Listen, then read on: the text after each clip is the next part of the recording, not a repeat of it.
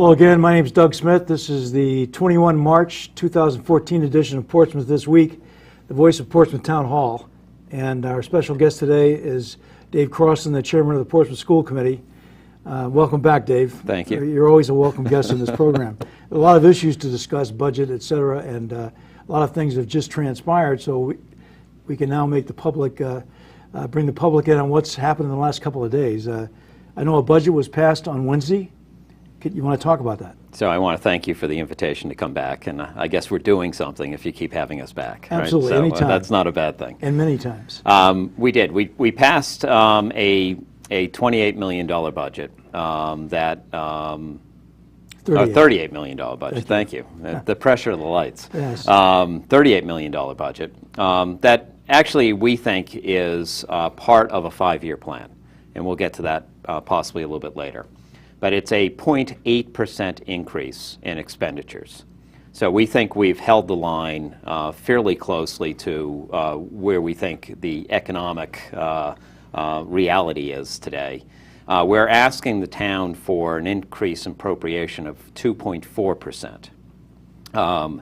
And while we tried to hold that back, we had some drivers that really are compelling that require us to ask for a little bit more money from the town, among them special ed increases. And the big driver, though, is that the state aid formula is cutting us roughly between $225,000 to $250,000 a year. This year, we're actually losing $246,000 in state aid. Yeah. That is cumulative. So, if you will, last year we lost somewhere around $240,000. That's $480,000 that we no longer have, that now the taxpayer is responsible to backfill into our budget. So, over the course of the 10-year period, and we've just really in the first couple of years of this, Portsmouth will lose over $2.4 million a year in state aid formula. Yeah. Well, the taxpayer is the one that has to bear that burden. So we are very cognizant of that, and so as we build our 5-year plan, we're trying to forecast out what the school systems really look like and what our financial forecast looks like. So the 38 million, it's 37.9 something, but the 38 million was a very difficult decision. It involves some job cuts, which I think we'll talk about later. But you know, I think at a 0.8% increase, at roughly covering the cuts in state aid formula, and still giving our teachers and administrators what was on the top line a 1.7% increase. So I think we've tried to do everything this year in both our contracts, our collective bargaining, and now in the budget, to try to do the best we can in a very difficult environment. Yeah, now just to be clear, this money coming from the state is also taxpayer money. It's just being allocated in a different way, and that's why we're seeing this decline every year.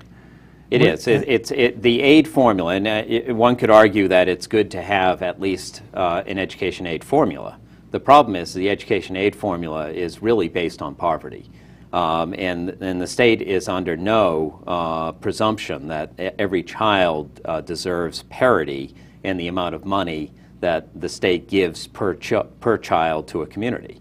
That's just not the case. So they consider Portsmouth to be a wealthy community. They consider Portsmouth to be undertaxed for their education needs. And I won't say the school committee stands there. I mean, we are fighting where we can to actually see where we could correct that aid formula. I can tell you Representative Canario is putting forth a bill this session that basically will ask for all future cuts to be, for there to be a moratorium. And we would be up at the State House in favor of that. To relook at the allocation of these things. It does, but as you look at, I mean, now we're getting off town politics and into state, but the state has actually funded education over the last 10 years 35% more.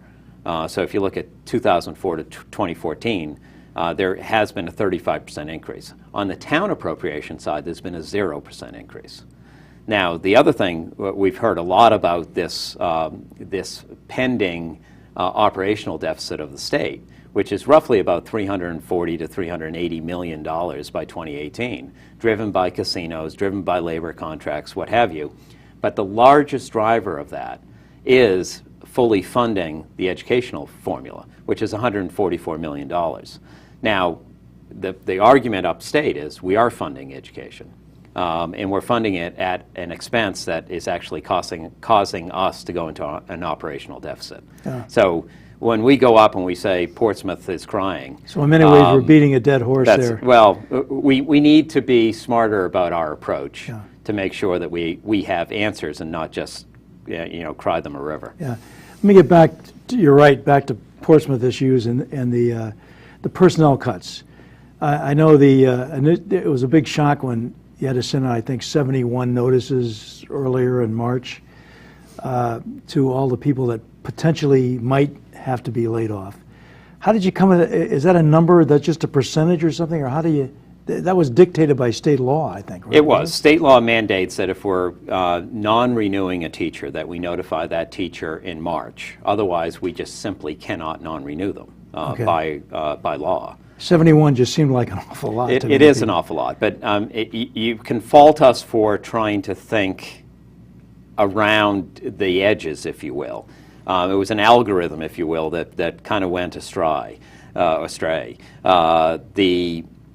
We were looking at certain positions within the district that we potentially could consolidate. If we did, they were very senior positions, and then the contract would dictate that then it would actually, what we call bumping, it would actually affect a number of positions.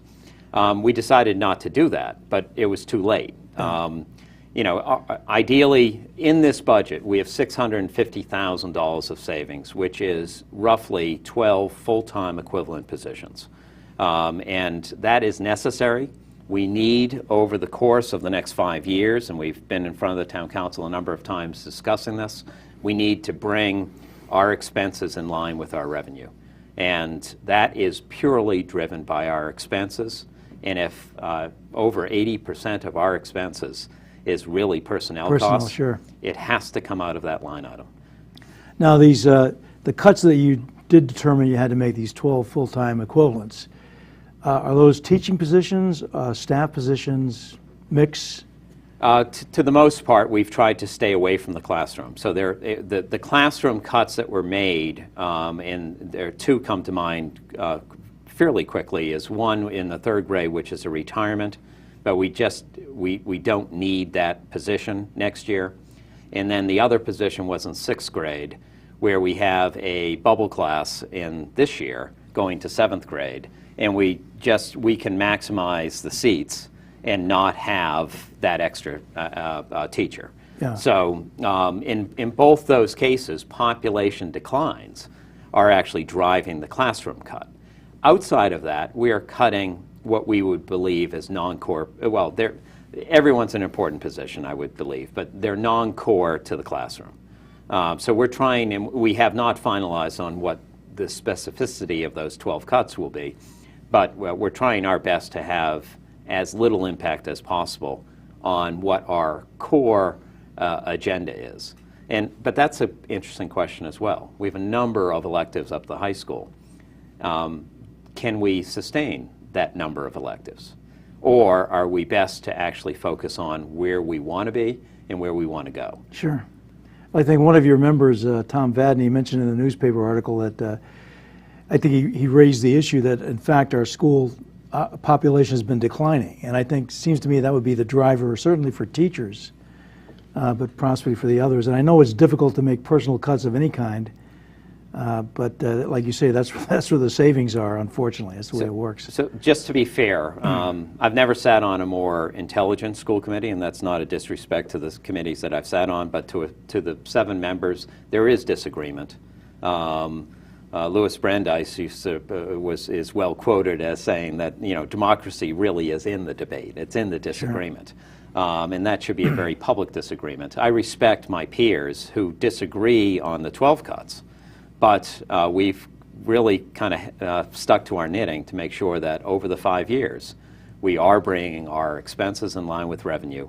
And then, I'm sure we'll talk about this, where are we finding more revenue? Yeah, I think that's the key, because I know you've been in front of the council, the town council now, many times discussing this. I'm sure that there'll be more opportunities, as we say, to do that. And you say that this current budget is in consonance with your 5-year projections and things. The thing is part of those 5-year projections is a continual decline of funding. What are there ways that we could reverse this, or could we somehow figure out a way to actually increase revenues here in town?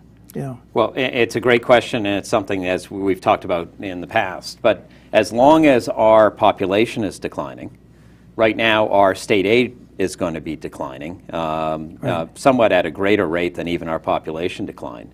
Now, you talked about Tom Vadney's statement about population decline. The problem with population decline is if we grab students from outside, like we did with Little Compton, we can actually gain benefit. Almost 50% of their tuition, if you will, almost goes to the bottom line, because that incremental addition actually is a great thing. Sure. An incremental cut, though, we need many incremental cuts to actually realize the true saving of positions. Right. So it's so you're working a balance, cuts right. versus trying to encourage. And you almost need 2 times the cuts from the on the outgoing to try to lower your expenses than on the revenue side. You benefit immediately. Well, I see Newport and Middletown seem to be at least discussing things from K through 12. Possibly combining some schools, et cetera, et cetera. Is there any thought, and I know we had this discussion before, about actually having Portsmouth as a hub for like this area of the bay, maybe even including, you know, like Tiverton, Little Compton, maybe even Bristol, say a certain part of Bristol. In order, one, it would help us in terms of the bottom line, and 2, it might give us an opportunity to expand our offerings and our course content. Just seems like first, a great idea, anyway. I think it is, and I mean, the jury's out supposedly on the Middletown Newport. Yeah, I understand. It's a work in progress, sure. I can tell you, and then Bristol Warren just is a regional school district. Right. I think there's a keen interest in actually sharing some advanced placement level courses between Middletown and Portsmouth. I think that's a great place to start, to actually start saying, all right, how can we leverage, how can we maximize the seats available in our classrooms? Now, we do so at a cost, though. We do so at the cost of the middle child, the middle student learner, that right now has the luxury of actually attending some of those classes. So it is a balance, but I think ultimately we've talked about my idea of actually bringing an academy to the high school where we could actually tuition in students. If we either need to do something akin to that, or we need to start looking very seriously with our neighbor communities on where we can maximize the return for our students. And there would be a benefit for the neighborhood communities as well. Oh, there's no question. So it seems like a win-win situation if you could, you know, work it. And I've had those discussions with my peers in Tiverton, and I think they would be excited. I think right now, you know, their interest is making sure we're all kind of facing the same problem. Yeah, exactly. And some of us look more long-term than others. Some are just trying to backfill the hole that is next year. We must look at this as a 5-year window, because you can't generate revenue in a year. Yeah, and you know, it's really funny you should say that, because today's Newport Daily News has an article about Middletown's school budget that sounds like it's almost the exact mirror image of ours, the same exact issues and things. So, I mean, what's funny is that, just for the taxpayer to understand, that was a $38.8 million budget, and they have a fairly size. They're a much smaller program than our $38 million budget. So Portsmouth voters actually get quite. Yeah, we offer pretty good bang for the buck in education, I think. One of the confusing things, to me at least, when you talk about school budgets, are these fund surpluses and what they can be used for and what they can't be used for. Could you explain in layman's terms, please, Dave, what this is and how it can be used? So the surplus is my sword of Damocles. I mean, Okay. it hangs above me at every single meeting. So by its very essence, a fund surplus is one-time money. So there is just under $5 million of fund surplus in the schools. But every time we use one-time money to actually pay for recurring operational expenses, then we actually dig a potential hole for the next year when we run out of this one-time money. Now, in reviewing the 5-year plan with the town council, we said we would need to use our surplus dollars, roughly about $500,000 a year, to help create a gap fund. And that gap fund actually helps us search for new revenue over that 5 years. It helps us soften the cut in expenses, and it allows us to really kind of invest in time. It means that we need to make sure there's professional development for our teachers as we start changing elements of education. I've been a broken record on the business model of education has to change. This will help us over the next 5 years help lead this change in Portsmouth. Now, saying that, as long as it's there, people see it just as cash. Sure. It's a pile of low-hanging money. fruit. And so I respect people's opinion. The problem is I don't want to end up in FY17 or 18, 2018, and looking basically at a precipitous drop and not knowing how we're going to solve it. What we're doing right now over this 5-year plan actually allows us to better align ourselves to actually be self-sufficient in spite of the state aid cuts. Okay. Without necessarily going back to the taxpayer for greater than 2.4% a year. And without spending down that fund balance. Well, we fundamentally spend down the fund balance to 2018. Right. There is an operational deficit outlying in 2018, but that gives us enough time to now address what is Some of these other the changes. true structural operational deficit that will be long-term. Okay, I guess you've explained that to me. Yeah. I could bring charts. And, Yeah, that's right. The thing is, I understand that this fund balance is what's going to be used in the athletic field upgrade. And, you know, sports are a major part of our culture here in Portsmouth. A lot of supporters for sports, which I think is great. And I know you've spoken of these improvements before on the show, but what got approved on Wednesday night? So we did approve what we call, the nickname is the T3 project. It's tennis, Right. turf, and track. So it is a full rehabilitation of the core field, which, let's put it in quotes, the football field. Right. That now will be a multi-purpose athletic facility that will be for soccer, for football, for men's and women's lacrosse. That will be a synthetic grade turf system that actually has an entire infrastructure underneath it to actually have basically water management. Really? It's actually a good thing probably for the neighborhood too. I mean, Sure. we had a neighborhood meeting. Everyone complained that every spring their basement floods. The Oh, yeah, reality yeah. is actually this project may actually significantly improve that in the future. Okay, it was just running off? Yeah, it's just running off it probably hits some slate, and then the water runs off the keeps slate going right into the down there. lowest, right. Yeah. This, though, will absorb, it will collect, it will actually then, the Rhode Island Department of Environmental Management has approved our wastewater plan. And Okay. so we're redoing the field. Why? Well, right now it's in a dangerous condition because once we added lacrosse, which is an incredibly attractive program, one that the kids love, one that is interscholastic, that is very important on the collegiate level. Once we added lacrosse, we don't have a growing season now to grow grass on that field. So What season is it played in? it's played in the spring. Spring, okay. So in essence, we have too much use. That'd be the of same that. time as the football and Right. everything So by else does it. putting a synthetic carpet on that field, in essence, we're going to get 3/4 of the year play. You could actually you can plow it off and use it during the winter. We're not advising on that. Yeah, yeah. And it's going to be safer. It's not like your AstroTurf systems where they literally were put on cement. This is a whole rubber pellet-based model.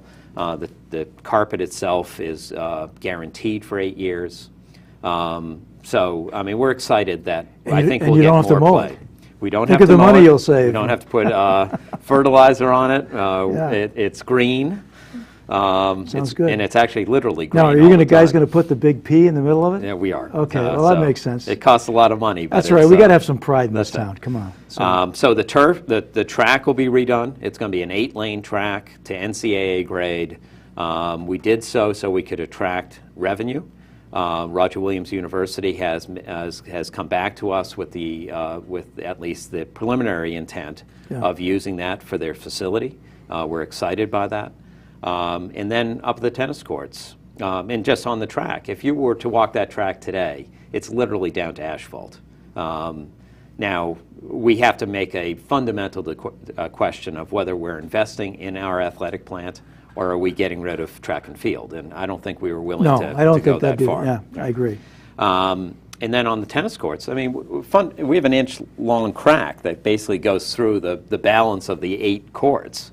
The structure is functionally obsolete. It's a very expensive build. It's a $400,000 build. But I think we're doing so as much for the school department as we are for town recreation. This is an open facility that's available to every single resident in Portsmouth. And now the question is tennis popular? Is tennis not popular? Is this really something we should be doing? These were lofty questions that I can tell you even today that we hope in our heart of hearts we're making the right call on all of it. So when they want to fault us for spending money, let me tell you how much we're spending. We're spending $1.6 million to upgrade basically the plant. We have over $512,000 of private fundraising money, but we also have ancillary projects that are going to be a pavilion. It's going to be storage buildings. I mean, the reality is the public has really come forth now and said, we'd like to do this as an in-kind donation to the school. Yeah. So when we're all said and done, it's very much like the gymnasium, which the town will remember they bonded for $3 million, that there's about $4.5 million worth of value there because people donated money, people donated things. At the end of the day, we're going to be much better off as a community for the investment. Yeah, and I think that's people telling you what's important in their community. That's right. Sports are important, we think. We all think. And back to the school committee itself, you started the search for a new superintendent. It's too bad Barbara McGann wouldn't stick around, but because I thought she was a great person for that job. But how does this process work for looking for a new superintendent? So the school committee has been actually looking at this for a number of months. When we asked Barbara to join us, it was for an interim basis. Right. And so we're looking for someone who can truly lead this district to the next level, in at least probably a 3-year contract. So we actually posted earlier this week. We organized a committee during our Wednesday meeting this week. And so it will be the 7 members of the school committee. It will be 2 people from administration, 1 at the administrative level, 1 at the principal level. It'll be 3 NEA representatives, so 3 teachers at different levels of the system. All right, this is a search committee here? This is a search committee. And so we're looking for 2 public representatives, so we're going to ask them to provide a letter of interest to Kathy Nash at the superintendent's office, which is nashc@portsmouthschools.ri.net.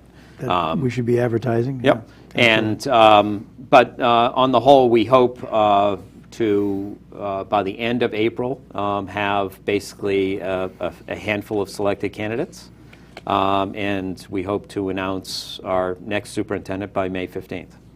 Well, I hope she's up to par with Barbara, because I like that lady very much. He or she. Yeah, he or she, absolutely. Let's talk about special education review. I know you just came from a meeting literally this morning. How did that go, and where are we on this? So we decided really in the fall of 2013 that we were we would go out and start looking at our special ed expenses, what was in the best interest of the taxpayer of Portsmouth, and the kids that are in the system. And so we put out a request for proposal. We awarded that bid based on some qualifying conditions to Futures Education, which is up in Springfield. We know some of the the players there, and we respect that they understand exactly what Portsmouth is looking for. But they were very competitive, and so we're looking at, should Portsmouth actually control its own special ed program? Is Portsmouth getting the best bang for its buck being a part of a collaborative? Right. That collaborative being Middletown, Portsmouth, Tiverton, and Little Compton. I can tell the listeners that Portsmouth is experiencing a 15% increase in special ed expenses from the region this year. And we are very concerned that those expenses have to be slowed. But we can't not deliver services to the kids. Yeah. So we really need to do a global review of this. Okay, so yeah, and that's what we're doing. Certainly, so we have mandates for. And we hope that that review will be in front of the school committee by the end of June, and then we'll start making plans for not next year, but FY16. Okay. For fiscal year 16, yeah. which would begin September of 2015. Okay, so we accept the 15% increase and press on, hopefully. Right. Okay, you know, we've talked a lot about the STEAM program, one of your favorite, and I guess that's the institute you're talking about, right? I saw in the paper that some Portsmouth teachers were getting training in engineering things paid for by a contractor, I guess, or an outside business. How did that work? And so we received a grant this summer, and we knew it was coming. And I think any professional development, we need to align when the teachers can actually participate in it. This is a Museum of Science up in Boston's program, and it brings kits and tools and helps train the teachers on how to engage the student. Yeah. And so it's fabulous. I mean, all of that works. We also have had basically a STEAM committee actually focused at the high school on what a STEAM certificate would be if we were to actually give that in addition upon graduation. And then we continue our discussions about a STEAM academy at the high school, which to me is the holy grail. And we as a school committee actually will be meeting on that plan, on that, you know, how expansive can it be. We have an educational partner in Roger Williams that is keenly interested. That's great. What we need to do is actually fight through the politics of Rhode Island education. Yeah. I'm sure that's the case on almost all these issues, yes. Right? We don't have a lot of time left. As usual, we end up right at the end with a bunch of questions, but I'd just like to mention the core curriculum. And what is it? So the Common Core curriculum is not a curriculum. So the Common Core standards drive what is expected in a curriculum. Okay. So, I mean, in a future meeting, we should actually go through Common Core and the standards. I can tell you that Massachusetts complains that they're not hard enough. Yeah. And then we complain that they're too hard. Too hard. So it's somewhere in the middle. It actually, the standards themselves are on ELA and math. ELA being English Language Arts, and then there's a secondary standard called the Next Generation Science Standard, and it enhances rigor. So should we really be looking away from enhancing the rigor of our education? Yeah, absolutely not. We should press on, and I hope we get somebody on here on the program. We can sit down and discuss what all this might mean for Portsmouth. Dave Croston, Chairman of the Portsmouth School Committee, thank you very much for being our guest today. And this is Doug Smith signing off. I'll see you in the next version of Portsmouth This Week.